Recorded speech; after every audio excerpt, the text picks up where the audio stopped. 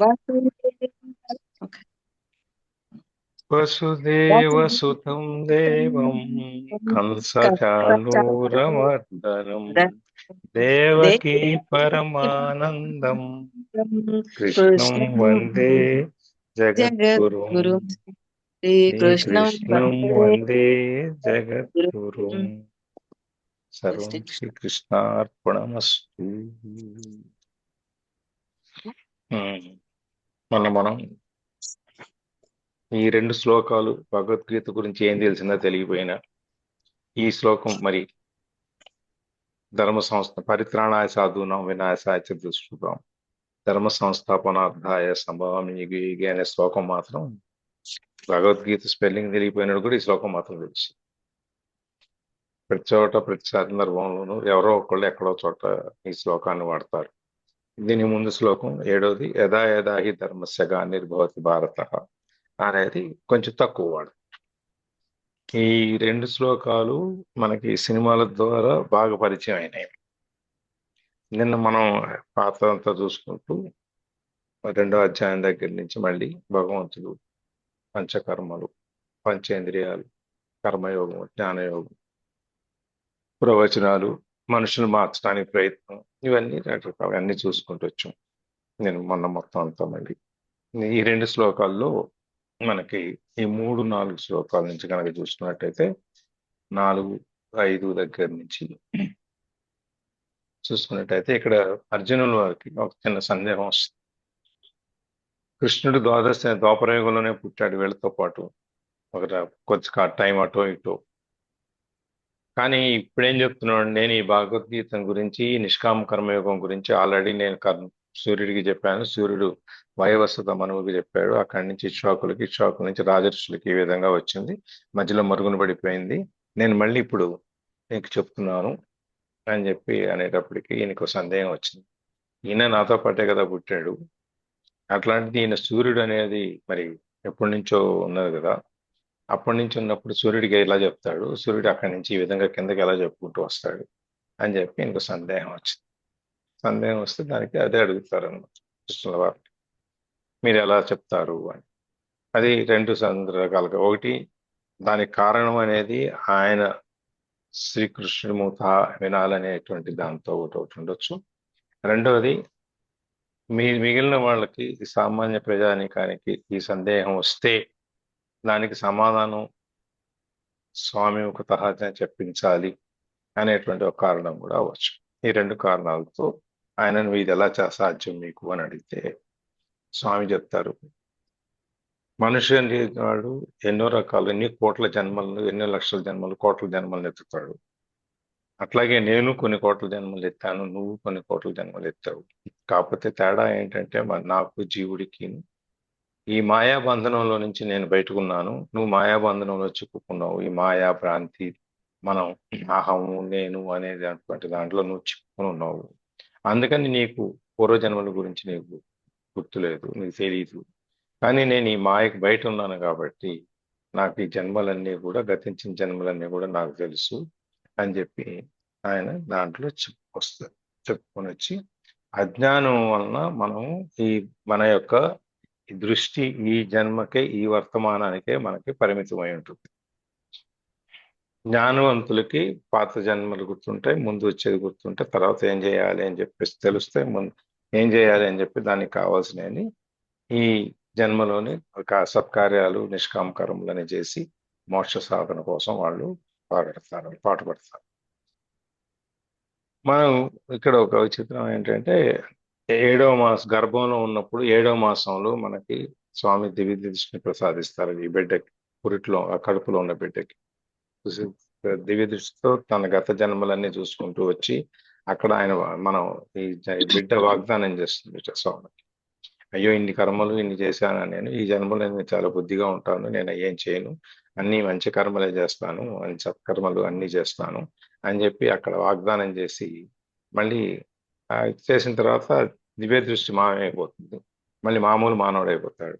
ఆ మామూలు మనిషి అయ్యి బయటకు వచ్చిన తర్వాత, ఈ ప్రపంచంలోకి వచ్చిన తర్వాత, జన్మ ఎత్తిన తర్వాత ఇవన్నీ మర్చిపోయి మళ్ళీ ఈ సంసార బంధనంలో చిక్కుకుంటాడు అని చెప్పి చూస్తున్నాను.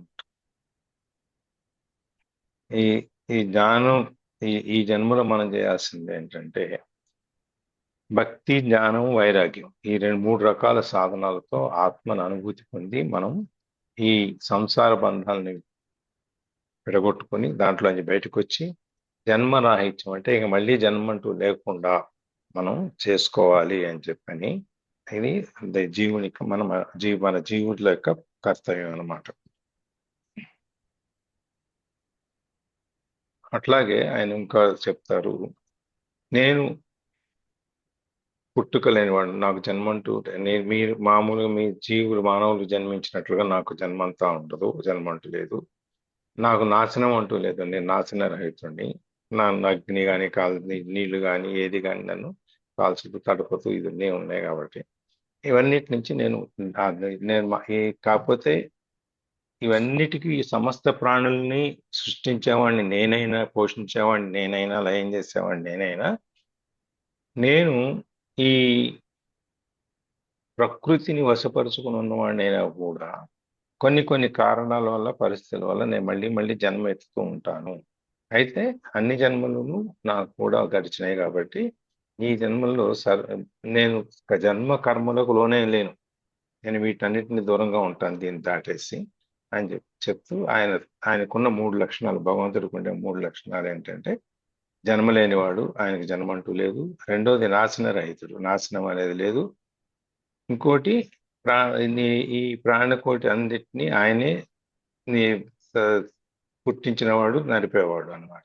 ఈ విధంగా ఈ మూడు రకాలైనటువంటి లక్షణాలతో భగవంతుడు ఉంటాడు అన్నమాట.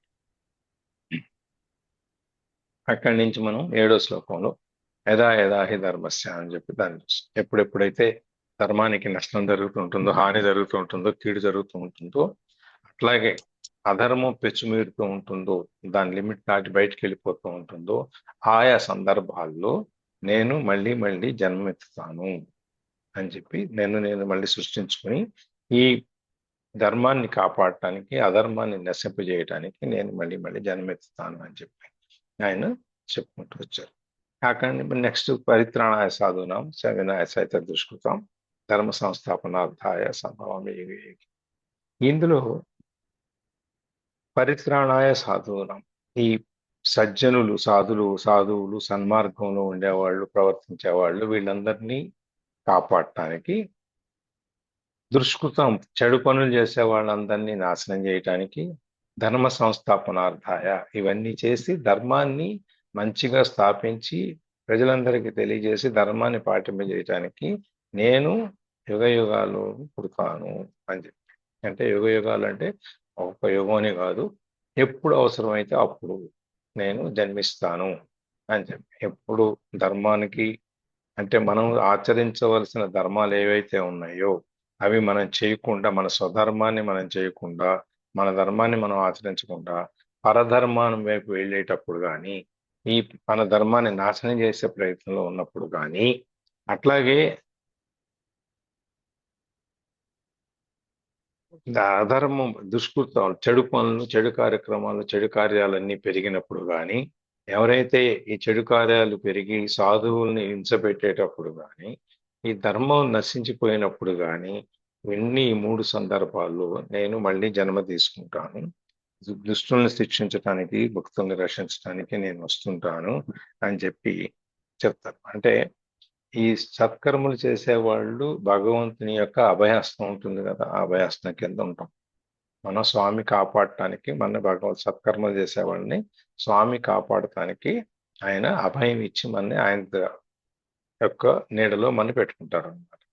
అదే దుష్కర్మలు చేసేవాళ్ళు, దుష్కర్మలు చేసేవాళ్ళు అంటే దుష్టులు. ఈ దుష్టుల్ని నశింపజేయటానికి, వీళ్ళని ఆ దాని యొక్క వాళ్ళు చేసే కర్మల యొక్క పరిణామాన్ని అనుభవింపజేయటానికి, వీళ్ళందరికీ చేయటానికి ఆయన వాళ్ళని ఉద్ధరించడం కోసం అని చెప్పి మళ్ళీ ఆయన ఇంకో జన్మ ఎత్తుతారన్నమాట. ఇది పాటు మళ్ళీ అయితే మనం ఒక సందర్భంలో కనుక హిరణ్యకశిపుడు, హిరణ్యాక్షుడు, కంసుడు, చాండుడు వీళ్ళందరినీ కనుక చూసుకుంటే వీళ్ళందరూ భగవంతుడి చేతనే ముక్తి పొందుతారు, అంటే మరణిస్తారు. రావణాసుడి దగ్గర నుంచి వీళ్ళందరూ, కుంభకర్ణుడు కానీ ఎవరైనా కానీ వీళ్ళందరూ భగవంతుడి చేతిలోనే మరణిస్తారు. భగవంతుడు మనం ఆ జై విజయుల కథ దగ్గర నుంచి మనం ఈ ముగ్గురిని చూసుకుని మనం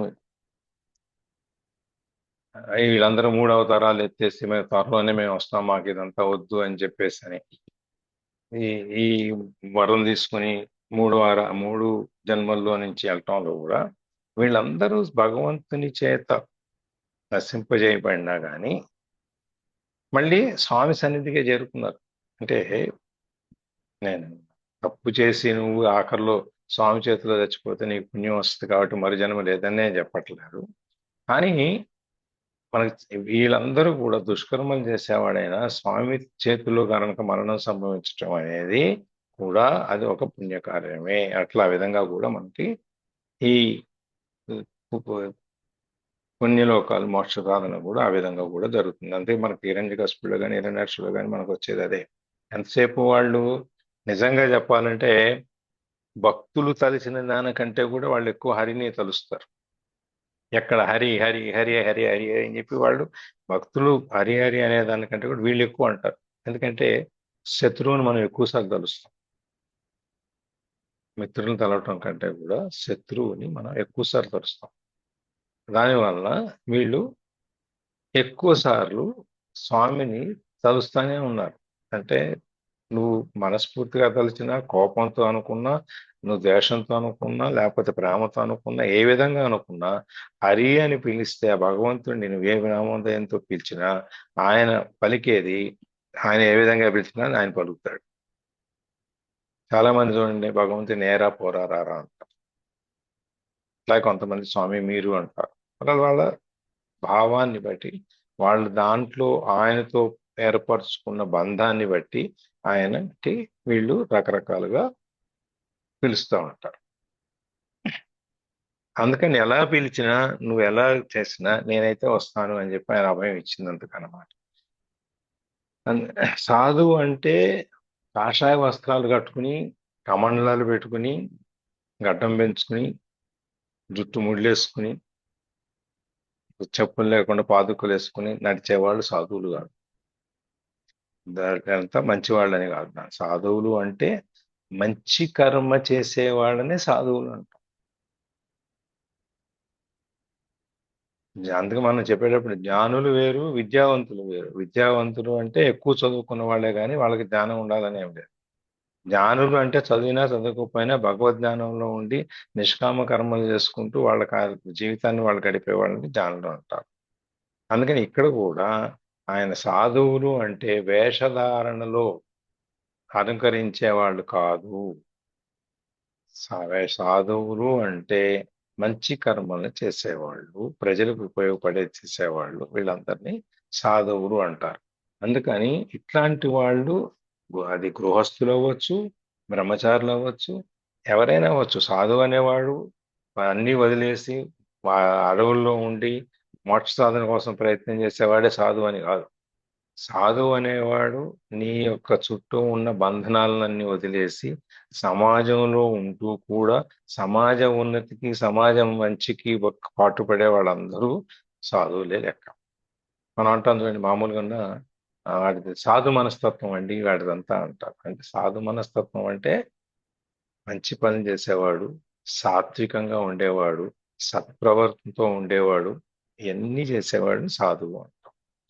సాధు మనస్తత్వం అంటే సాధువులకు ఈ విధమైన లక్షణాలు ఉంటాయి కాబట్టి వాళ్ళకి ఆ మనస్తత్వం ఉన్న వాళ్ళందరినీ కూడా సాధు మనస్తత్వం అంటాం. ఆ విధంగా మనం అందరం ఈ సాధువులు అనేవాళ్ళు మంచి కర్మలు చేసేవాళ్ళు, మంచి ప్రవర్తన కలిగేవాళ్ళే తప్ప వాళ్ళు గృహస్థులు అవ్వచ్చు, బ్రహ్మచారులు అవ్వచ్చు, ఇంకేదైనా అవ్వచ్చు, ఆడ మగ ఎవరైనా అవ్వచ్చు, ఏ కులం వాళ్ళైనా అవ్వచ్చు, ఉచ్చ స్థితి నీచ స్థితి అని ఏమీ లేదు దీంట్లో. సాధువులు అంటే మంచి కర్మ చేసేవాళ్ళు, ఎప్పుడు నిరంతరము భగవద్జ్ఞానంలో ఉండేవాళ్ళు, తర్వాత ఆ భగవంతుడి ప్రేమతో భగవంతుడిని ఆరాధించేవాడు. నువ్వు ఏ రూపంలో ఆరాధిస్తున్నావు, నువ్వు ఏ పటం పెట్టుకుని ఆరాధిస్తున్నావు అనేది నాకు సంబంధం లేదు. నువ్వు నన్ను భగవంతుడిగా నువ్వు చేసే పని, నన్ను భగవంతుడిగా నువ్వు గుర్తించి ప్రేమించి నువ్వు అన్ని సత్కర్మలు చేస్తూ నిరంతరం నా గురించే తలుచుకుంటూ ప్రేమిస్తూ భగవంతుని నాతో పాటు నువ్వు మంచి కర్మలు చేసి నిష్కామ కర్మలన్నీ చేసేటప్పుడు ఎటువంటి ఫలితాన్ని ఆశించకుండా నువ్వు సాధువి అని చెప్తారు. అట్లాగే యుగే యుగే అని కూడా మనకి ఈ శ్లోకంలో మనం చూస్తాం. యుగే యుగే అంటే ఒక్కొక్క యుగం అని కాదు, అక్కడ మనం ఎప్పుడు అవసరం వస్తే అప్పుడు నేను వస్తాను అని చెప్పాను. పరిత్రాణాయ సాధూనాం వినాశాయత దుష్కృతం. అంటే సంస్థాపన, ధర్మాన్ని సంస్థాపించటానికి సంస్థాపన, వృత్తి స్థాపన, సంస్థాపన అంటే బాగా పూర్తిగా అది మనం ఈ ఈ ప్రజల్లోకి ఈ ధర్మాన్ని తీసుకెళ్ళటానికి నేను ఎప్పుడు కావాలంటే అప్పుడు వస్తుంటాను అని చెప్పాలి. ఎందుకంటే దుష్టుల్ని శిక్షించిన భగవంతుడు ఎంత మంచి, మరి భగవంతుడు అంటే మరి అన్ని మంచి వాళ్ళని చూస్తుంటాడు కదా, ఎవరికి ఏం అపకారం చేయకూడదు కదా, మరి దుష్టుల్ని ఎందుకు మరి శిక్షించాలి? ఆయన వాళ్ళని క్షమించేయచ్చు కదా అంటే క్షమిస్తాడు.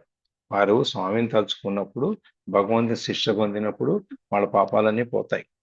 దుర్యోధను లాంటి వాడు, రావణుడు లాంటి వాడు, వీళ్ళందరూ కూడా స్వామి చేత మన నశింపజేసిన వాళ్ళు చేసిన పాప కర్మలు అనుభవించి ఆ మళ్ళీ పుణ్యకర్మల్లోకి వాళ్ళు వెళ్ళిపోతారు.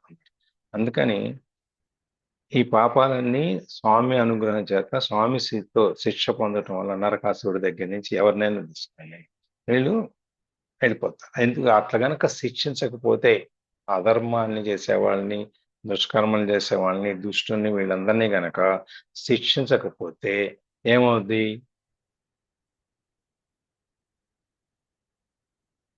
వీళ్ళందరినీ శిక్షించకపోతే ఏమవుద్ది?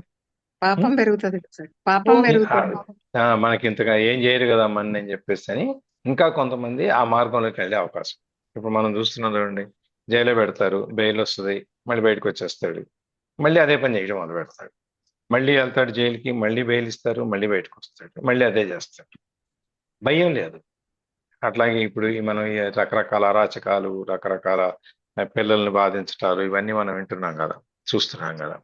వాటన్నిటిని ఎందుకు జరుగుతున్నాయి అంటే చట్టం అంటే భయం లేకపోవటం వల్ల, రక్షక భటులు అంటే భయం లేకపోవటం వల్ల ఏమవుద్ది? ఎవరినో మినిస్టర్, ఎవరినో పొలిటీషియన్ పట్టుకొని బయటకు వచ్చేస్తాంలే, వాళ్ళే మంచి లాయర్కి 10,000 ఎక్కువ ఇస్తే వాడే బయటికి తీసుకొచ్చేస్తాడులే అనేటువంటి ఈ చట్టంలో ఉన్న లొసుగుల్ని ఆధారం చేసుకుని దీని ద్వారా వీళ్ళు బయటికి రావటానికి ప్రయత్నం చేసి మళ్ళీ మళ్ళీ అదే తప్పులు చేస్తున్నారు.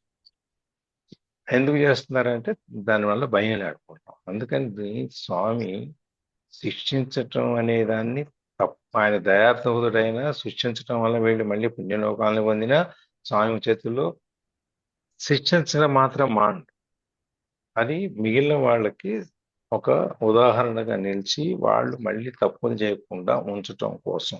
లేకపోతే అధర్మం ఇవన్నీ కూడా, దుర్మార్గాలు ఇవన్నీ పోయి సంఘంలో చాలా ప్రమాదకరంగా తయారుతాయి అన్నమాట. ఇప్పుడు మనకి ఏదైనా అంటే ఈ శరీరం, ఈ దుష్కర్మలు, దుష్టులు ఇవన్నీ సంఘానికి ఒక రాచపుండు లాంటి, కురుపు లాంటి అన్నమాట. ఆ కురుపుని తీసేయాలి అంటే మందులు వేస్తే తగ్గే పరిస్థితి లేదు. అందుకని ఏం చేస్తాము? సర్జరీ చేస్తాం, శస్త్రచికిత్స చేసి ఆ కురుపుని అక్కడ వరకు తీసేస్తాం. రూట్ల నుంచి, లోపల నుంచి, ఆ వేళ్ల దగ్గర నుంచి, ఆ నరాలు ఎక్కడెక్కడెక్కడైతే ఉందో అదంతా. మనకి క్యాన్సర్ కణాలను మనం ఎట్లా చేస్తామో కేమోథెరపీలో, అదే విధంగా ఇక్కడ వీళ్ళు కూడా ఈ సమాజంలో ఉన్న మంచి కణాలన్నింటి నుంచి చెడు కణాలన్నింటినీ కూడా తొలగిస్తారనమాట. ఇట్లా భగవంతుడు శిక్ష అనేది దుష్టుల్ని శిక్షించడం కోసము, మంచివాళ్ళని, సాధువులను కాపాడటం కోసము, ధర్మాన్ని స్థాపించడం కోసము, ఈ మూడిటి కోసం అని చెప్పి ఆయన ఈ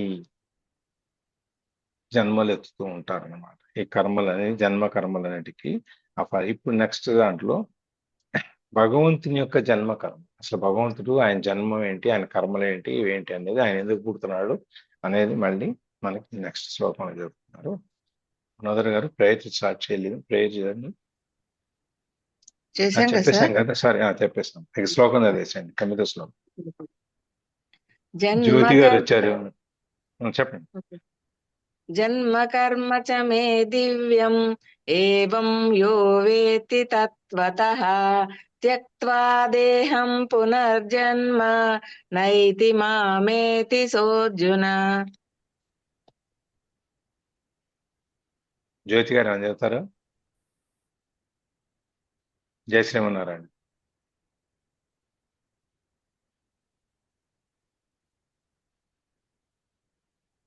ఆడు వచ్చేంత వరకు మనం చూద్దాం. అర్జున, ఓ అర్జున, యా ఎవడు ఏవం ఈ రీతిగా మే నా యొక్క దివ్యమైన జన్మమును కర్మచ కర్మమును తత్వత యథార్థముగా వేత్తి తెలుసుకుంటున్నాడు. సా అతడు దేహం శరీరమును తత్వ విడిచి పునః తిరిగి జన్మను నా ఏతి పొందడు. మాం నన్ను ఏతి పొందును. అర్జున, ఎవడి ప్రకారముగా నా యొక్క దివ్యమైన జన్మమును కర్మమును గూర్చి యథార్థంగా తెలుసుకుంటున్నాడు, అట్టివాడు మరణానంతరము మరల జన్మము నొందక నన్ను పొందుచున్నాడు, అంటే మోక్షాన్ని పొందుతున్నాడు అని చెప్పి. ఉపనిషత్తుల్లో ఒక శ్లోకం, ఒక చిన్న వాక్యం ఉంది ఏంటంటే, బ్రహ్మ విద్బ్రహ్మవ భవతి, అంటే బ్రహ్మమును తెలుసుకున్నవాడు బ్రహ్మమే అవుతున్నాడు అని చెప్పి ఒక శ్లోకం ఉంటుంది. అందులో ఆ సారాంశమే ఈ శ్లోకంలో చెప్తాడు. ఈ భగవంతుని యొక్క కర్మలు అంటే ఏంటి? భగవంతుడి కర్మలు అంటే ఆయన చేసేది ఏదైనా లీలలు, ఆయన చేసే పనులు. కర్మలు అంటే పనులని మనం చేస్తే కర్మలు, భగవంతుడు చేస్తే లీలలు. అది ఆ లీలల్ని తెలుసుకుని యథార్థంగా తెలుసుకోవటం, మామూలుగా తెలుసుకోవటం కాదు. అంటే ఇప్పుడు మనోదర్ గారు మీకు తెలుసా అంటే తెలుసా అండి. ఏం తెలుసా ఆమె గురించి మీకు?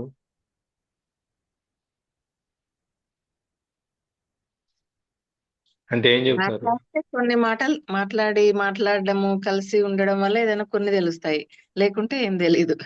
ఏం ఉమ్. ఒక అబ్బాయి ఉన్నాడు, అమ్మాయి ఉన్నాడు, అబ్బాయి ఇక్కడ ఉంటాడు, అమ్మాయి వెనకాల ఉంది. ఇంతవరకు చెప్పగలుగుతాం. ఇంకా గట్టిగా చెప్పాలంటే ఏదో వాళ్ళ అబ్బాయి పెళ్లి చేయడానికి ఏదో ఇబ్బంది పడుతున్నారు కదా, ఆలోచిస్తున్నారు. వాళ్ళ అమ్మాయి అక్కడ బాగానే ఉంది, బాగా చదువుకుంటుంది అని చెప్తారు. ఇంతకంటే ఇంకేముంది చెప్పడానికి మాకు తెలిసి? ఏముండదు సార్, ఎప్పుడన్నా నాది ఏమనిలా అని చెప్తే ఆ విషయం తెలుస్తుంది అంతే. తెలుస్తుంది, లేకపోతే ఏం తెలియదు. అలాగే భగవంతుడిని తెలుసుకోవటం అంటే ఆ భగవంతుడు కవచకుండలాలు ఇవన్నీ వేసుకొని, కిరీటాలు, మెడలో మాలలు వేసుకొని, పట్టు పీతాంబరాలు కట్టుకొని, అన్ని సువర్ణ ఇవన్నీ వేసుకొని, అదేంటి కస్తూరి తిలకం, లలాట పలకే వస్త్రస్థలే కౌశవం, నాసాగ్రే నవమౌస్తికం. చెప్పండి ఎవరన్నా. కరే కంకణం కాదా?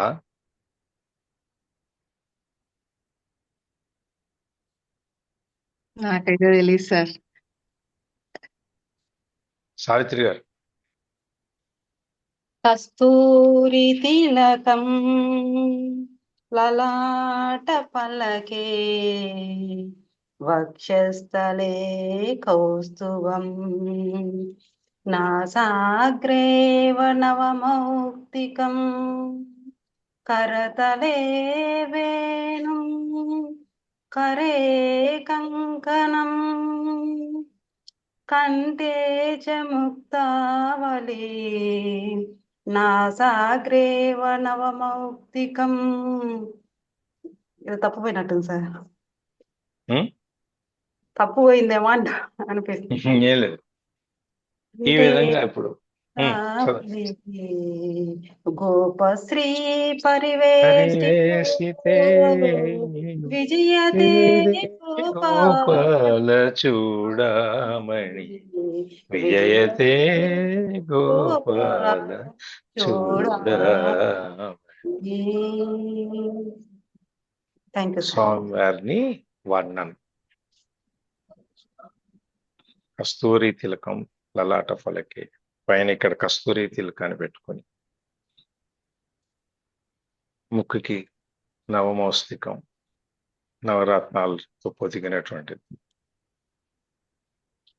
కరతలే కంకణం, కరతలే వేణువు, చేతులకి వేణువు, అట్లాగే కడియాలు, లోలకులు, ఇవన్నీ అమ్మవారి వర్ణంలో వస్తాయి, అట్లాగే ఈయన వర్ణంలో కూడా వస్తాయి. ఇవన్నిటిని అంటే ఈ పాటలోనే మనకు అర్థమైపోద్ది, దాన్ని ప్రత్యేకంగా మనం ఒక్కొక్క పదం చెప్పక్కర్లేదు. ఇవన్నిటినీ ఉన్నవాడే భగవంతుడు అని మనం వాటి కోసమే చూస్తూ ఉంటే, ఇవి ఏవి లేకపోతే ఈయన నాకు భగవంతుడు కాదు అని మనం తెలుసుకోవటంలో భగవాన్ చెప్పేది ఏంటంటే, నా బాహ్య రూపాన్ని చూసి నేను ఈ విధంగా అలంకారాలు చూసి అట్లగా తెలుసుకోవాల్సింది. నన్ను పూర్తిగా తెలుసుకున్నవాడు, నేను అంటే ఏమిటి, స్వామి అంటే, భగవంతుడు అంటే ఏమిటి అని యథార్థంగా తెలుసుకున్నవాడు. భగవంతుడి కొన్ని లక్షణాలు చెప్పాం కదా మనం. ఏంటవి? జన్మము లేనివాడు, నాశరహితుడు, తర్వాత ప్రాణకోటినంతటిని కాపాడేవాడు. 3 ప్రాథమిక లక్షణాలు ఇవి. ఈ 3 లక్షణాలు ఉన్నవాడిని భగవంతుడు అంటాం ఇక్కడ చెప్పిన ప్రకారం. ఈ 3 లక్షణాలు ఎవరికైతే ఉన్నాయో వాళ్ళందరూ భగవంతుడే.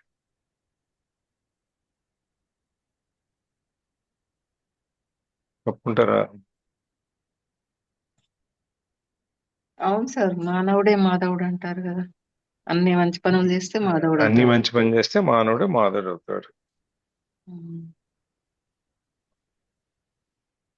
అది ఆ విధంగా తెలుసుకుని, ఆయన లీలల్ని ఆయన్ని తెలుసుకుని భక్తి పారవస్యంతో మన మనస్సుని భగవంతుని మీదనే నిలబెట్టి, భగవద్ధ్యానం మీదనే నిలబెట్టి ఉంచుకున్నవాడు పరమాత్మని పొందుతాడు.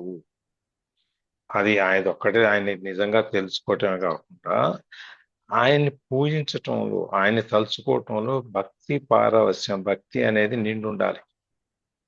దాంట్లో మమేకం అయిపోయి, దాంట్లో పొంగి తిరిగి, దాంట్లో మునిగి తేలుతుండాలి. ఇవన్నీ చేస్తూ ఎప్పుడూ కూడా ఈ చిత్తం వచ్చి, మనస్సు వచ్చి దేవుడికి అర్పించిన వాడై,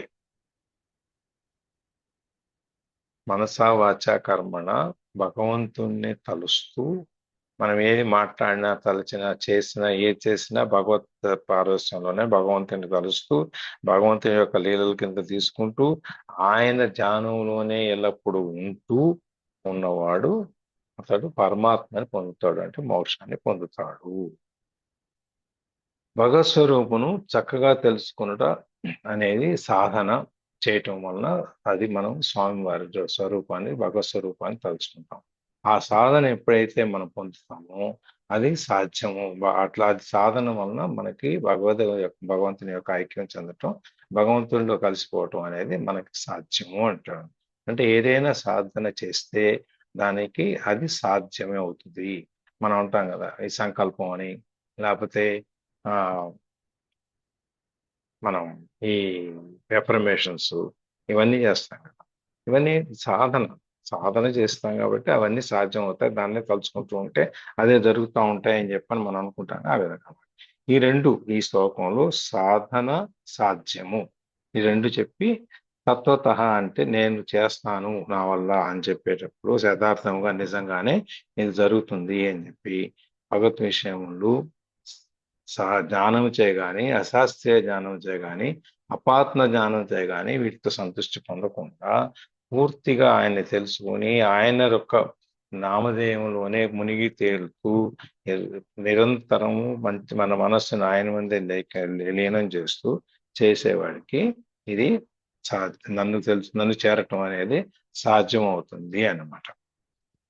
ఈ ఆయన మనం చేస్తే పనులన్నీ కర్మలు అనుకున్నాం కదా. మనం చేస్తే మనకి దైవత్వం ఏమి, ఆ కర్మలకి దైవత్వం రాదు. కానీ స్వామివారు చేస్తే దివ్యమైనవి, అవన్నీ దైవత్వం వస్తాయి అన్నమాట. అది ఎంతో దివ్యమైనవి, లీగలు, జన్మలు, కర్మలు ఇవన్నీ ఆయన స్వాధీనం. ప్రకృతి అన్ని ఆయన స్వాధీనంలో ఉంటాయి. సామాన్య మనం చేసిన పనులు, ఆయన చేసే పనులు మనం చేసిన పనులు ఉండవు. ఇప్పుడు ఒక చిన్నది చెప్పాలంటే, తెలియగలవాడికి మనకి తెలుగులో సామెత ఉంది, మంగళవాణి మంత్రిత్వం అని చెప్పి. విన్నారా ఎప్పుడన్నా? వినలేదు సార్. రాజుగారికి రోజు క్షురకర్మ అనేది ఉంటుంది కదా. ఆయనకి ఆ క్షురకర్మ చేయడానికి రోజు ఒక ఆయన వస్తుంది, ఒక మంగళ ఆయన.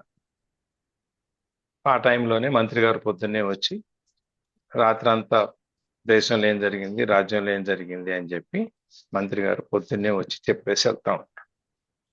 ఇది విని విని విని రోజు వింటున్నాడు. ఆయన రోజు వస్తున్నాడు, చెప్తున్నాడు, ఈ రోజు వింటున్నాడు, రోజు విని విని విని "హే, మంత్రిత్వం అంటే ఇదే కదా పెద్ద, దీన్ని నేను చేయలేను ఏంటి" అని చెప్పి రాజుగారి గడ్డం చేసేటప్పుడు కత్తి చేతిలో ఉంటుంది కదా పాపం, ఈ ప్రశ్న అడుగుతాడు కత్తి చేతిలో పెట్టుకొని, ఇది నేను చేస్తాను, నాకు మంత్రి పదవి ఇప్పించండి అని.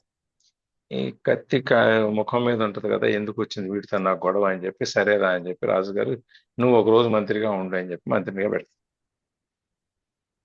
సరే మంత్రిగా మంత్రి గారు రెగ్యులర్ మంత్రి గారు ఉంటాడు, ఈ మంగళ మంత్రి గారు ఉంటాడు. ఇద్దరు ఉన్నప్పుడు బయట ఏదో ఆస్థానం బయట ఏదో గొడవ జరుగుతుంటుంది రాజభవనం బయట. మంగళవాడిని పిలిచి పోయి చూసిరా అని చెప్తాడు. వాడు వెళ్ళి చూసి వస్తాడు. చూసి వచ్చి ఏంటి అక్కడ జరుగుతుంటే ఇద్దరు కొట్టుకుంటున్నారండి. ఎందుకు కొట్టుకుంటున్నారు అంటే మళ్ళీ అడిగి వస్తానని చెప్పి మళ్ళీ అడిగి వస్తాడు. వాళ్ళిద్దరికి మాట వచ్చింది, కొట్టుకుంటున్నారండి. మరి వాళ్ళంతా చుట్టూ ఉన్న జనం అంతా ఏం చేస్తున్నారు, మళ్ళీ వెళ్ళి చూసి వస్తాడు. చుట్టూ ఉన్న జనం అంతా ఏం చేస్తున్నారు, ఎందుకు చెప్తున్నారు అని. సో వాళ్ళంతా చూస్తున్నారండి, వాళ్ళంతా చర్చించుకుంటున్నారు వీళ్ళ దాని గురించి అని. ఈ విధంగా 5-6 సార్లు తిరగటం జరుగుతుంది అనమాట. అప్పుడు రెగ్యులర్ మంత్రి గారిని పంపిస్తాడు రాజుగారు, వెళ్ళి చూసిరా ఏంటో అదని. ఆయన వెళ్ళేసి వచ్చేస్తాడు. ఏమైంది అంటే వాళ్ళిద్దరు కొట్టుకుంటున్నారంటే వాళ్ళిద్దరు తిట్టుకుంటున్నారు. దాన్ని సర్దేసి వాళ్ళిద్దరు సర్ది చెప్పి పంపించేసేసి, నేను జనానందరిని పంపించేసేసి నార్మల్ మళ్ళీ సామాన్య పరిస్థితులన్నీ అక్కడ నెలకొల్పి వచ్చానండి అని చెప్తాడు మంత్రి గారు. ఇది తేడా. అంటే మంగళవాన్ మంత్రిత్వంలో ఎట్లా ఉంటుంది అంటే ప్రతిదీను పైనుంచి మనం చెప్తూ ఉండాలి. అక్కడంటూ వాడికి ఎంత సొంతంగా ఏం తెలియదు, అసలు మంత్రికి అన్నీ తెలుస్తాయి కాబట్టి వాళ్ళు చేసుకుంటారు. అట్లాగే ఇక్కడ కూడా స్వామి ఏం చేసినా కూడా ఆయన దివ్యం, అది దైవత్వంతో కూడినవి అని చెప్పేసి. అది మళ్ళీ ఈ అంటే జ్ఞానికి అజ్ఞానికి ఉన్న తేడా చెప్పడం కోసం ఈ సామెత చెప్పాను నేను. మనం అన్నీ తెలుసు, నాకు అన్నీ వచ్చు, భగవంతుడిని నేను చూశాను, నేను చూస్తాను, లేకపోతే నా కల్లో వచ్చాడు, ఆయన తెల్ల గుర్రం మీద వచ్చాడు, ఐరావతం మీద వచ్చాడు, వెనకాల గరుడాళ్ళ వారు వచ్చారు, తర్వాత పక్కన లక్ష్మీదేవి అమ్మవారు వచ్చారు, ఇవన్నీ నేను కల్లో కనపడ్డది నాకు. భగవంతుని తలుచుకోవటం అంటే, భగవంతుడు తెలియటం అంటే అలాగా పూర్తిగా నువ్వు లోపల బయట తెలుసుకొని ఉండాలి అని చెప్పి అన్నమాట. దానికోసం ఇది చెప్పు. సో మనకి ఈ భగవంతుడిని ఈ విధంగా కొలిచేవాడు, తెలుసుకున్నవాడు మళ్ళీ జన్మ అనేది లేకుండా స్వామిని చేరుతాడు. జన్మరాహిత్యం అనేది ఉంటుంది, పునర్జన్మ అనేది ఉండదు అని చెప్పి అక్కడ చూడండి. పునర్జన్మ పొందడు అని చెబుతూ మళ్ళీ నన్ను చేరుకుంటాడని చెప్తున్నాడు. వీడికి జన్మ లేదు, జన్మ లేకపోతే ఎక్కడ ఉంటాడు వీడు? ఈ ఆత్మ అనేది ఎక్కడో చోట ఉండాలి కదా. ఈ జన్మ అనేది లేకపోతే ఎట్లా అని అంటూ పునర్జన్మ లేదని చెబుతూ నా దగ్గరికి వచ్చేస్తాడు. కాబట్టి ఈ ఆత్మ ఎక్కడికి వెళ్ళిపోద్ది అని చెప్పి నువ్వేం బెంగపడద్దు, అది నా లోకంలో ఉంటది అని చెప్పి చెప్తాడు అనమాట. ఈ దేహాన్ని వదిలేసి, ఈ శరీరాన్ని వదిలేసి, ఈ శరీరం అనేది టెంపరీ కదా మనకి. ఒక మన చిన్న ఈ ఈ జన్మ కోసం, ఈ ఆత్మ కోసం వచ్చింది. ఈ శరీరం అనేది పడిపోతుంది, పడిపోయినప్పుడు ఈ ఆత్మ మళ్ళీ ఇంకో చోటికి వెళ్ళిపోద్ది కదా. అట్లా ఈ శరీరంను వదిలేసి మోక్షమును పొందుతాడు. అండ్ మోక్షం పొందటం అంటే చనిపోవటం అని కాదు. మోక్షం పొందటం అంటే ఉండి కూడా, ప్రజల్లో ఉండి కూడా, అన్ని పనులు చేసుకుంటూ కూడా భగవద్జ్ఞానాన్ని, భగవతత్వాన్ని, భగవంతుడిని తెలుసుకుంటూ ఈ మోక్షంతో, ఈ శరీరంతో కూడా మోక్షాన్ని పొందవచ్చును, ఇట్లా వదిలేయక్కర్లేదు అని చెప్పి. దేహాంతరం తర్వాత ఏం జరుగుతుంది? భగవద్జ్ఞానంలో పొందిన తర్వాత భగవత్ స్వరూపాన్ని అర్థం చేసుకుని భగవంతుని తెలుసుకుంటం ద్వారా మనం ఈ శరీరం వదిలేసినా వదిలేకపోయినా ఈ ఆత్మ అనేది ఆయన ముందే లగ్నమై ఉంటది కాబట్టి మనము భగవంతునితో ఉంటాం. కాబట్టి మనం మోక్ష సాధన అనేది ఈ లోకంలో ఉండి కూడా సాధించవచ్చు అనేది మనం ఉంది. అది మనం చాలా మంది భక్తులు మనం చేసింది మనం చూసాం. అది మన కథల్లో ఉన్నాయి, మనకు పుస్తకాలు ఉన్నాయి, రాసిన చరిత్రలు ఉన్నాయి, ఇవన్నీ ఉన్నాయి. ఆ విధంగా భగవంతుడిని ఈ దేహము లేకపోయినా కూడా మనం భగవంతుడిని పొందవచ్చు అని చెప్పేసి అని ఈ శ్లోకంలో మనకు చెప్తారు. Yes, next. వీతరాగ భయక్రోధ మన్మయా మాముపాశ్రితాః బహవో జ్ఞాన తపసా పూతా మద్భావమాగతాః. వీతరాగ భయ క్రోధ, అనురాగము, భయము, కోపం వదిలిన వాడు, ఇవన్నీ మనకి ఈ అరిషడ్ వర్గాల లక్షణాలు ఏవైతే ఉన్నాయో అవన్నీ. మన్మయాహ, నాయందే లగ్నమైన చిత్తమును కలిగిన వాడు, ఇవన్నీ వదిలేసి నాయందే మనసు నుంచిన వాడు. మాం, నన్ను, ఉపాశ్రిత, ఆశ్రయించిన వాడు నాకు. బహవః, అనేకులు. జ్ఞాన తపస, ఇట్టి జ్ఞాన తపస్సు చేత పూతాహ, పవిత్రులై మద్భావం, నా స్వరూపమును, మోక్షమును ఆగతాహ అంటే పొందిరి. అనురాగము, భయము, క్రోధము వదిలినేసిన వాళ్ళు, నాయందే లగ్నమైన చిత్తమును గలవారును, నన్నే ఆశ్రయించిన వారును అనేకులు ఎట్టి జ్ఞానముచే పవిత్రులై నా స్వరూపమును పొంది ఉండిరి అంటే మోక్షమును పొంది ఉండిరి. మనం ఈ పవర్ ఆఫ్ నవ్ లో కూడా అదే చదువుకున్నాం కదా. కోపం, ఈ ప్రేమ, అభిమానం ఇవన్నీ వదిలేసి, బంధాలన్నీ వదిలేసి, కోపాలు, చాపాలు ఇవన్నీ వదిలేసి మనం ఈ క్షణం మీదే మన మనసుని కేంద్రీకరించాలి అని చెప్పేసి మనం అక్కడ కూడా చదువుకోం. ఇక్కడ కూడా అదే.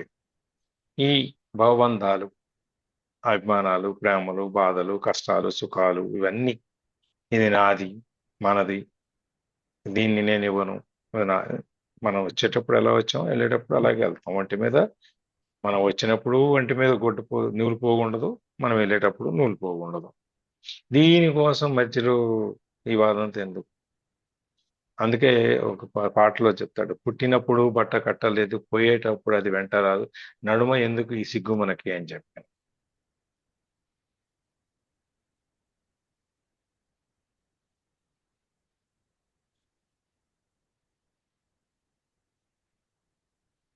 అది ఒక ఐటమ్ సాంగ్ లో వస్తుంది అనమాట. ఇది ఆ ఐటమ్ సాంగ్ లో కూడా వేదాంతాన్ని జోడించి చెప్తారు. అందుకని ఇక్కడ ఈ జ్ఞానయోగంలో మనకి యజ్ఞానులు, గీతాచార్యులు ఏం చెప్తారంటే, ఈ జ్ఞానం అనే తపస్సు, యజ్ఞము, అగ్ని, నౌక, ఖడ్గము ఈ విధంగా వివిధ రూపాలను గురించి చెప్తూ ఇక్కడ జ్ఞానం అనే దాన్ని తపస్సుగా వర్ణించమని చెప్తారు. జ్ఞానం అనే దాన్ని తపస్సు చేసి, ఎన్ని రకాలు ఉన్నా కూడా ప్రపంచంలో అనేక రకాల తపస్సులు ఉంటాయి. మనసుతో చేసేది, శరీరంతో చేసేది, అవసరానికి చేసేది, రకరకాలైన ఏ పనైనా కానీ సాధించడం కోసం మనం చేసే ప్రయత్నం ఏదైనా ఉంటే అది తపస్సే మనకి. అట్లాంటి రకాల తపస్సులన్నిటిలో కూడా ఈ జ్ఞాన తపస్సు అంటే జ్ఞానాన్ని తెలుసుకుని జ్ఞానవంతులైపోయి నిష్కామ కర్మలో ఉండిపోయి 24 గంటలు నిరంతరం స్వామి సేవలో ఉండి స్వామిని ప్రేమిస్తూ ఆ భగవత్ తత్వాన్ని మనం అర్థం చేసుకుని దాంట్లో ఉండే వాళ్ళని జ్ఞానయోగము జ్ఞాన తపస్సు చేసిన వాళ్ళు అంటారు అన్నమాట. దీనికి ఈ శరీరం మీద మన ఒంటికి పట్టిన ఈ మురికి ఏదైతే ఉందో దాన్ని, ఈ మాలిన్యాన్ని, మనం ఒంటి పట్టి మాలిన్యాన్ని కడగటానికి మనం ఏం చేస్తాం? రోజు స్నానం చేస్తాం, లేదా 2 సార్లు చేస్తాం, 3 సార్లు చేస్తాం, కాళ్ళు చేతులు కడుక్కుంటాం, ముఖం కడుక్కుంటాం, ఎన్నెన్నో రకాలు చేస్తాం. అదే విధంగా మన ఈ ఆత్మని కూడా బహుజన్మలు, ఎన్నో జన్మల్లో మనం జన్మలెత్తి ఆ పాప పంకిలం ఏదైతుందో ఆ పాపాన్ని మనం, కర్మల యొక్క ఫలితాన్ని మనం తీసుకొస్తాం కదా. పూర్వజన్మ ఫలితాన్ని మనం ఈ జన్మలో తీసుకొస్తాం, ఈ జన్మలో ఉన్న కర్మల ఫలితాన్ని ఈ జన్మలో తీసుకొస్తాం. ఇది చాలదన్నట్టు మళ్ళీ వచ్చే జన్మల యొక్క కర్మలను కూడా ఇక్కడే మనం తీసుకుంటాం. ఉంది కదా 3 రకాల కర్మలు, మనకు తెలుసు కదా.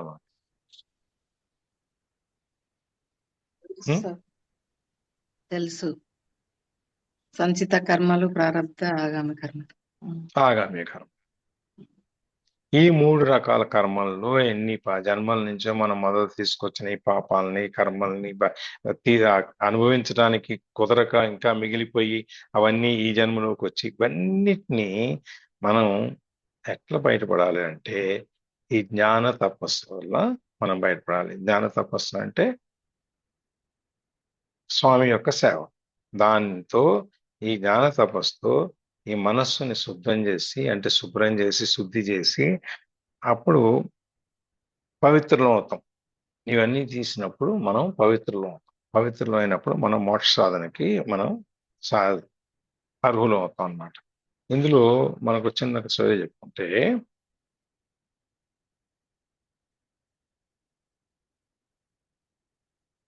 ఒక చోట మనకు ఒక సినిమాలో కూడా ఎన్టీఆర్ సినిమాలో యుగ పురుషుల్లో ఇందులో కూడా వస్తుంది.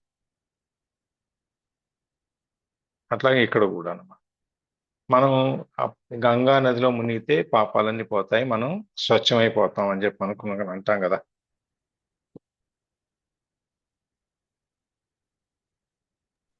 అవును సార్. డౌట్ ఏం లేదు కదా దాంట్లో. లేదు. ఉం. అది ఒక సందర్భంలో ఒక ఈ పాపాత్ముడి యొక్క పాపాలు కడిగేయాలి అంటే స్వచ్ఛమైన వాడు, ఎటువంటి పాపం చేయని వాడు మనం ముట్టుకుంటే అది తొలుగుద్ది అనేది ఒక ఇన్సిడెన్స్ ఉంది.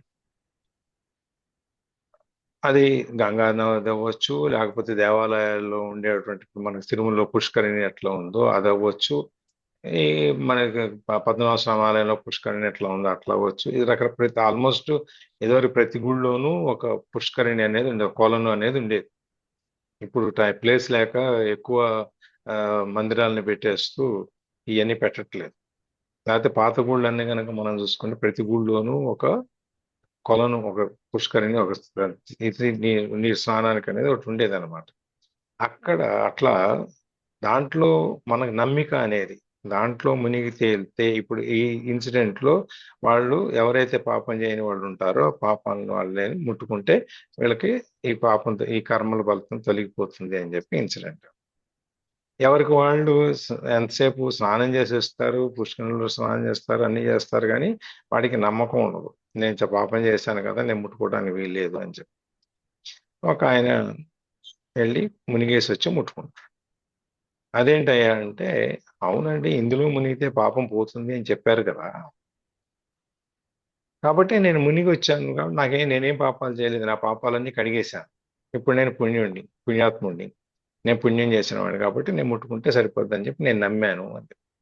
అంటే నమ్మకం అనే దానికోసం బిలీఫ్, ఫెయిత్, విశ్వాసం, నమ్మకం ఇవన్నీ ఎట్లా వస్తాయి అంటే, మనం ఏదైనా చేసినప్పుడు దాన్ని నమ్మి చేసినప్పుడు దాని యొక్క ఫలితం ఉంటుంది. అపనమ్మకంతో చేసేటప్పుడు అది ఫలితం ఉండదు. ఇది అవుద్దా అవదా, ఏమో చేద్దాంలే, అయితే మంచిది, అవ్వకపోతే ఏమైంది, మనకు వచ్చిన నష్టం లేదు కదా, 4 రోజులు గుడికి వచ్చాము, ప్రదర్శనలు చేసాము, అవ్వలేదు, కనీసం ఎక్సర్సైజ్ అన్నా అయింది కదా వంటికి అని ఈ విధంగా అపనమ్మకంతో, లేకపోతే ఆ వస్తే లాభం, వస్తే లాభం, లేకపోతే పోతే ఈ దారమే కదా పోయేది అని చెప్పాను, ఈ విధంగా చేసేవాళ్ళకి ఆ ఫలితం రాదు. నువ్వు నమ్మి విశ్వాసంతో నువ్వు గనక చేస్తే అప్పుడు నీకు ఆ ఫలితం వస్తుంది. అందుకని చెప్పి భగవంతుడు ఇవన్నీ చేసేటప్పుడు నువ్వు శుద్ధి చేసుకోవాలి, పాత జన్మలే అన్ని ఈ శుద్ధి చేసుకుని పవిత్రమైనప్పుడే నీకు ఈ యోగం, మోక్ష యోగం అనేది వస్తుంది అనమాట. అట్లానికి కావాల్సిన ఇక్కడ ఒకటి యాడ్ చేస్తాను సార్. నమ్మకం దగ్గర శ్రీశైలంలో శిఖర దర్శనం ఉంది కదా, ఆమె శిఖర దర్శనం ఎవరైతే శ్రీశైలానికి వచ్చి శిఖర దర్శనం చేస్తారో వాళ్ళందరికీ ముక్తిని ప్రసాదిస్తాను అని చెప్పి స్వామి అంటారు. అప్పుడు పార్వతమ్మ అంటుంది, వచ్చిన వాళ్ళందరికీ శిఖర దర్శనం చేసుకోగానే నువ్వు ముక్తి ఇచ్చేస్తావా, అది ఎట్లా కుదురుతుంది అని చెప్పేసి అడుగుతుంది. అడిగితే అయితే చూడు నేను నీకు చూపిస్తాను, నేను ఎలాంటి వాళ్ళకి ఇస్తున్నాను అనేది అని చెప్పేసి అంటారు. స్వామి ఒక వృద్ధ ముసలి రూపంలోకి వస్తారు. అమ్మవారు కూడా అలాగే వచ్చి ఆ శిఖరం దగ్గర ఒక కోనేరు ఉంది, మళ్ళీ అక్కడ కోనేరులోకి స్వామి దిగుతారు. ఈ అమ్మవారు స్వామి ఏం చెప్తారంటే, నేను దిగుతాను, నేను మునిగిపోయినట్టుగా కనిపిస్తాను, నువ్వు అక్కడ ఉన్న వాళ్ళందరిని అడుగు, ఏమని అడుగుతావు అంటే, ఎవరైతే ఏ పాపము లేకుండా ఉంటారో వాళ్ళు మాత్రమే నా భర్త చేయి పట్టుకొని బయటికి తీసుకురండి అని చెప్పేసి అడుగు, అప్పుడు నీకు తెలుస్తుంది అంటారు. సరే స్వామి అమ్మవారు ఇద్దరు అలాగే అయ్యి అక్కడికి వెళ్తారు. స్వామి పుష్కరంలో స్నానం చెయ్యాలి అన్నట్టుగా కిందకి దిగుతారు, మునిగిపోతున్నట్టుగా కనిపిస్తారు స్వామి. ఆమె అందరిని అడుగుతుంది, మీరందరూ వెళ్ళి ఎవరో ఒకరు మా భర్తను బయటికి తీసుకురండి, ఆయన మునిగిపోబోతున్నారు అని చెప్పేసి అడుగుతుంటే అందరు ముందు బయటకు వస్తారు తీసుకురావాలని, దిగబోతారు పొలంలోకి. అప్పుడు అంటుంది, మీరు దిగబోతున్నారు కదా, నేను ఒక మాట అడుగుతాను, మీరు ఎవరైతే పాపం అనేది ఏమి చేయకుండా ఉంటారో, పూర్తిగా మీ దగ్గర పుణ్యమే ఉందని మీరు అనుకుంటారో అలాంటి వాళ్ళే నా భర్తను తీసుకురండి అని చెప్పి అంటారు. ఆ మాట అనేసరికి అందరు వెనక్కి వచ్చేస్తారు, ఎవరు ముందుకు అడుగు వేయలేరు. ఆ శిఖర దర్శనం చేసుకొని కిందకు వచ్చింటది అప్పుడే ఒక వేశ్య అని ఆమె. ఆమె కిందకు వచ్చింటే ఆమె వెళ్ళి తీసుకురావడానికి ఆమె దిగుతుంటది. అందరు చాలా మాటలు అంటారు, ఈమె గురించి మనకు తెలియదా, ఈమె వెళ్తుంది ఏంటి అని. కానీ ఆమె వెళ్ళి స్వామి చేయి పట్టుకొని బయటికి తీసుకొస్తుంది. అప్పుడు అమ్మ ఇలా అంటున్నారు నీ గురించి, మరి నువ్వు ఎలా వెళ్ళగలిగావమ్మా అక్కడికి అని అడుగుతుంది పార్వతి మాత. అడిగితే అప్పుడు ఆమె అంటుందమ్మా, స్వామి ఇచ్చారు ముందే అభయము, ఏమనంటే నా శిఖర దర్శనం చేసిన వాళ్ళకి అంతకుముందు చేసిన పాపం అంతా పోతుంది, ఇక నుంచి పాపమైన పుణ్యమైన జీరోలోనే ఉంటుంది, నా దర్శనం అయిన తర్వాతనే మళ్ళీ ముద్రవుతుంది అని అన్నారు. ఆ యొక్క అభయం అనేది ఆయన ఇచ్చారు. ఇప్పుడే నేను దర్శనం చేసుకొని కిందకు వచ్చాను, ఇప్పుడు నాకు అయితే పాపము జీరో పుణ్యము జీరో, కాబట్టి నేను ఏమి లేని దాన్ని, కాబట్టి నేను స్వామి చేయబట్టుకొని నేను అతను చేయబట్టుకొని బయటికి తీసుకొస్తున్నాను అంటుందన్నమాట. అప్పుడు స్వామి అమ్మవారికి చెప్తారు, చూసావా, ఎవరైతే నా మాటకి నా మీద నమ్మకం పెట్టుకొని ఎవరైతే ప్రవర్తించగలుగుతారో వాళ్ళకు మాత్రమే నేను మోక్షం అనేది ఇవ్వగలుగుతాను, మరు జన్మ అనేది లేకుండా. ఏదో వచ్చామా శిఖర దర్శనం చేసుకున్నామా పోయినామా అనే వాళ్ళకి కాదు, మనస్ఫూర్తిగా నన్ను తలచి చేసిన వాళ్ళకి అని చెప్పేసి అంటారనమాట. Thank you sir. అదే ఇప్పుడు నేను చెప్పింది, మన నమ్మకంతో విశ్వాసంతో మనం ఏం చేస్తే దాని యొక్క ఫలితం ఉంటుంది, లేకపోతే ఏమి ఉండదు అని. దాంట్లో మనకి కావాల్సింది ఏంటంటే మనసు నిర్మలంగా ఉండాలి. అత్యంత ఆవశ్యమైన కావాల్సింది ఏంటంటే ముందు మనకి మనసు నిర్మలంగా ఉండాలి. ఈ రాగభయ కోపాలు భయాలు అనురాగాలు ఆప్యాయతలు ఇవన్నీ ఏమి ఉండకూడదు. ఎంతసేపు నన్ను గురించి తలుస్తూ ఆలోచిస్తూ ఉండాలి, నన్నే ఆశ్రయించాలి, నేను తప్ప వేరే ఎవరు లేరు అని చెప్పి నమ్మి నన్ను కొలిచే వాళ్ళకే, ఇట్లాంటి తపస్సు చేసే వాళ్ళకే నేను ఈ పరమాత్మ స్వరూపం జరుగుతుంది, ఇది ఈ మోక్ష సాధనకి వెళ్ళి నా దర్శనం జరుగుతుంది అని చెప్పి స్వామి ఇక్కడ చెప్తారనమాట. వీతరాగ భయ క్రోధ అంటే జ్ఞాన తపస్సులో మొదటి సాధన ఏంటంటే కామ క్రోధ భయాలన్నింటినీ వదిలేయటం. ఈ మూడు మనుషులకి చాలా ప్రమాదకరమైనవి. ఒకదాని తర్వాత ఒకదాని తర్వాత ఒకటి వచ్చిందంటే రెండోది మూడోది కూడా వచ్చేస్తాయి అనమాట. భయం వస్తే కోపం వస్తుంది, కోపం వచ్చిన తర్వాత మనకి ఈ జ్ఞానం, అది మన అభిమానము ఇవన్నీ ఉంటాయి, దాని తర్వాత కోపము, దాని తర్వాత భయము, ఇవన్నీ రాగా వస్తాయి అన్నమాట. ఒక దాని మీద మనకు అనురాగం పెరిగింది అనుకోండి, ఆప్యాయత పెరిగింది, ఇది నాది అని చెప్పని మనం అనుకున్నాం అనుకోండి, ఇది పోతుందేమో అని ఒక భయం ఉంటుంది మనతో. తర్వాత పోతే అని చెప్పి ఎవరైనా ముట్టుకుంటే కోపం వస్తుంది. ఇవన్నీ ఒకదాని తర్వాత ఒకటి వచ్చింది అంటే దాంతోపాటు మిగిలిన 5, 6 అన్నీ వచ్చేస్తాయి అన్నమాట. అది చాలా ప్రమాదకరమైనది అనమాట. అందుకని సాధకుడు అనేవాడు ఏం చేయాలంటే వెంటనే మన్మయాహ మమపాశ్రితాహ, మాముపాశ్రితాహ అంటే నిరంతరము భగవద్గీత యొక్క ఆలోచనలోను భగవత్ ఆశ్రయంలోనూ ఉండటం అనేది ముఖ్యం. ఇవన్నిటి వలన వాసనాక్షయము అంటే వీటి యొక్క వాసన కూడా లేకుండా, కామక్రోధాలు అనురాగాలు యొక్క అవి వదిలేసినా కూడా వాటి వాసన అనేది మనలో ఉంటుంది. అవి కూడా లేకుండా బయటకు మొత్తం పంపించేసేసి ఇది తత్వజ్ఞానం వలన ఇది మనకి దొరుకుతుంది అనమాట, ఈ వాసనాక్షయం అనేది. దాని వలన ఈ రెండు ఎప్పుడైతే ఉంటాయో ఒకేసారి అభ్యసించవాలి. ఒకేసారి ఈ రెండింటిని వాసనాక్షయం అనేది చూసాం మనం ఇంతకుముందు. ఈ దాని యొక్క జ్ఞానాన్ని మనం తొలగించుకోవాలి. రెండోది మన స్వామి యొక్క జ్ఞానంలో ఒక ఆశ్రయంలోనే ఆ తలంపులోనే మనం ఉండాలి. ఈ రెండు చేసినప్పుడు, ఇట్లా రెండు చేసిన వాళ్ళు చాలా మంది ఈ పునీతులు అంటే మొత్తం ఈ పుణ్యాన్ని, ఈ ఆత్మని ఇవన్నీ శుద్ధి చేసుకుని, శరీరాన్ని మనసుని వీటన్నిటిని శుద్ధి చేసుకుని చాలా మంది నా దగ్గరికి వచ్చారు. ఈ బ్రహ్మ సాయుధ్యాన్ని అంటే బ్రహ్మలోకాన్ని, వైకుంఠాన్ని, మోక్షాన్ని పొందారు అని చెప్పి అట్లా వీళ్ళ గురించి చెప్తారన్నమాట. అంటే మహర్షులు, తర్వాత మనం ఈ మహాభక్తులు అన్నమయ్య దగ్గర నుంచి వేంగమామ దగ్గర నుంచి పోతన గారి దగ్గర నుంచి ఈ రకరకాల వీళ్ళందరూ ఎట్లయితే పొందారో వాళ్ళందరూ ఎట్లా మనకి భగవత్ సాన్నిధ్యాన్ని పొందారో ఆ విధంగా మనకి చెప్తారనమాట. మనకి తమిళనాడులో ఒక టెంపుల్ ఉంది.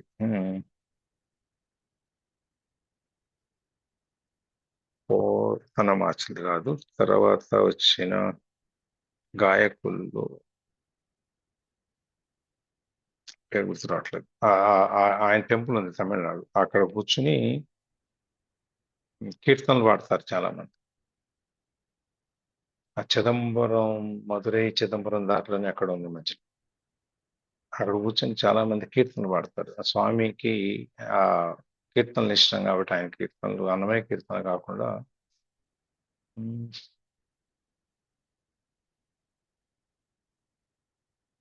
గుర్తురాట్లు, నేను చెప్తా గుర్తొచ్చినప్పుడు. ఆ విధంగా అన్నమాట. అక్కడ అట్లా వాళ్ళకి వాళ్ళు ఆ చాలా మంది ప్రాణంతోనే మోక్షాన్ని పొందిన వాళ్ళు ఉన్నారు. చాలా మంది సాధన చేసి ఈ శరీరాన్ని ఇక్కడ వదిలిపెట్టేసి వెళ్ళిపోయిన వాళ్ళు ఉన్నారు. ఈ విధంగా జ్ఞాన తపస్సులో మునిగొన్న వాళ్ళు మనకి చాలా మంది ఈ బ్రహ్మ సాయుధ్యాన్ని అంటే బ్రహ్మలోకాన్ని, ఈ మోక్షాన్ని పొందిన వాళ్ళు చాలా మంది ఉన్నారు అని చెప్పి చెప్తా. అంటే మనకి ఇక్కడ కావాల్సింది ఏంటి?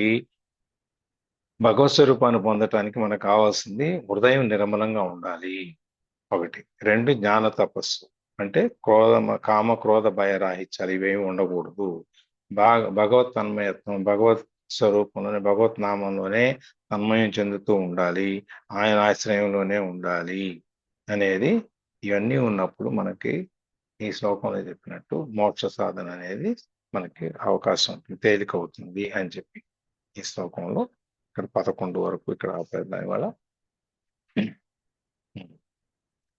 రేపు 12, 11, 12, 10 వరకు చూసాం వల్ల రేపు 11, 12. Thank you sir. చెప్పండి కన్నగా. థ్యాంక్ యూ సార్ అంటున్నాం sir. Thank you. Thank you sir. Thank you madam. Sir బాగా చాలా మంచిగా ఎగ్జాంపుల్స్ తో కూడా కలిపి చెప్తున్నారు సార్. ఇందులో ఒక చిన్న రహస్యం ఉంది. నేను రోజు గుడికి వెళ్ళి మాకు అక్కడ కృష్ణుడు వారి విగ్రహం ఉంది. ఆయన దగ్గరికి వెళ్ళి దండ పెట్టుకుంటాను. నాకేం చెప్పానో నాకు తెలియదు, నువ్వు చెప్పించింది నేను చెప్పేస్తాను, నా పని అయిపోయింది అక్కడ. మళ్ళీ రేపటికి నువ్వేం చెప్తావో చెప్పించుకో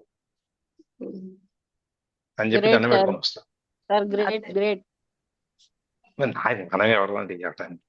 మనకున్న స్థాయి ఏంటి అసలు? నాకున్న స్థాయి ఏంటి? మీకంటే ఇంకా చిన్నవాళ్ళం సార్. గడ్డి సార్ అట్లా కాదు, మీకేంటి సార్ అని మేము అనాలని, అంతే కదా? అంతే అవును, అంతే. మాకు అర్థమైపోయింది. అర్థమైంది కదా అది. అది అందుకని రోజు వెళ్ళి ఆయన పొద్దున్నే దండం పెట్టుకునేటప్పుడు గుడికి వెళ్ళి, స్వామి ఏం చెప్పించావో తెలియదు, నాకు ఏం చెప్పానో తెలియదు, నువ్వు చెప్పించావు, మళ్ళీ రేపు ఉంది క్లాసు, మళ్ళీ రేపు నువ్వే చెప్పించుకో అని చెప్పేసి వచ్చేస్తాను. అది అంతా ఆయనే చూస్తారు. ఆయనే చూసుకుంటాను. అంతే. జ్యోతి గారు పలుకుతారు ఇప్పుడు కన్నా? ఇంకా పలకరా? శ్రీమన్నారాయణ. ఇందాక ఒకసారి పిలిచాం.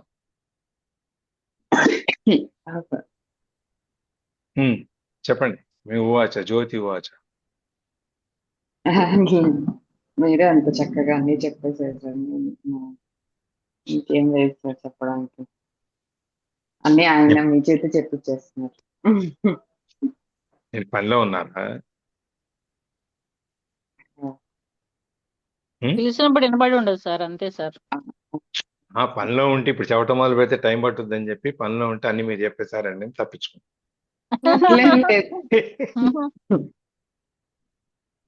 ఏమా? అలా ఏం లేదు సార్. నేను అసలు ఎన్నో శ్లోకము ఏమి అని అసలు ఏం చూడలేదు సార్. అందుకోసం ఇవాళ 10 వరకు ఇప్పుడు చూసాను. మీరు చాలా ఎంత ఫాస్ట్ గా మేము రాలేదు. అవ్వకపోతే ఈ జన్మకు అవ్వదు ఇది. రోజు 3, 2, 3 అవ్వకపోతే ఈ జన్మకు అవ్వవు. రెండే వాళ్ళు చెప్పింది. అవును సార్. నేను మధ్యలో గ్యాప్ రావడం వల్ల రాలేదు కదా. సో ఉమ్, అది నేను మిస్ అయ్యాను. రేపేమైనా ఉంటే యాడ్ చేస్తాను. అదే మీరు నేనేమంటున్నానంటే మీకు అయినప్పుడు ఇక్కడ నేను ఎక్కడ ఆపుతానో ఇవాళ 10 దగ్గర ఆపేశాను, రేపు 11, 12 అనుకున్నాం. మీరు పొద్దున్న 11, 12 మీరు చెప్పేయండి, నేనే చెప్పాలని లేదు. అలాగే అట్లా ప్రస్తుతానికి ఆ సిచ్యువేషన్ లేదు. మీరు నేను చెప్పుకుంటూ మీరు చెప్తాను. చెప్పుకుంటే ఇద్దరం చెప్పుకుంటే వెళ్దాం. మీరు ఉన్నప్పుడు మీరు చెప్పండి, మీరు లేనప్పుడు నేను చెప్తా. Sure sir. మన ఓకేనా? ప్రిపరేషన్ కి అంత షార్ట్ టైం అంటే సరిపో మీరంటే అన్ని తెలుసు కాబట్టి. నేను పావుగంట 20 నిమిషాలు పడుతుంది 2-3 శ్లోకాలు చెప్తాను. ఇక చెప్పేటప్పుడు మన సంబంధం లేదు, ఇక అంతా అంతే కృష్ణయ్య పలకిస్తాడు. ఆయన పలికించు. ఎంత ప్రిపేర్ అయినా కూడా లాస్ట్ లో ఏందో నేనేం ప్రిపేర్ అయ్యాను, నేనేం చెప్తాను, వాళ్ళేం వింటారో, వాళ్ళకేం అర్థం అవుతుందో, నాకేం అర్థం అయిందో, అంతా నీ ఇష్టం ఆయన అని చెప్పి పెట్టేస్తాను లాస్ట్ కి. ఈ అదే డైలాగ్ మరి. మాత్రం అదే చేసేది. అదే మీరు ఇప్పుడు ఈ రోజు చెప్తే నాకు అదే అనిపిస్తుంది. నేను కూడా ఇలాగే కదా అనుకుంటున్నాను. అదే అంత చేసినా కూడా లాస్ట్ లో ఆ మొక్క మాత్రం వస్తుంది అనమాట. నేను ఏం వంటంతా చేశాను, వండిన నేనేం చేస్తున్నాను. వంటంతా వండిన తర్వాత ఉప్పు ఎక్కువైందో తక్కువైందో, కారం ఎక్కువైందో తక్కువైందో తిన్నా కదా అంతే. తెలిసేది. అట్లాగే మనం చేసిన పని అంతా ఏ ఉపయోగం అయింది, ఎంతవరకు వచ్చింది ఏంటి అనేది తెలుస్తుంది అనమాట. ఇంకెవరైనా ఇందులో యాడ్ చేస్తున్నారా?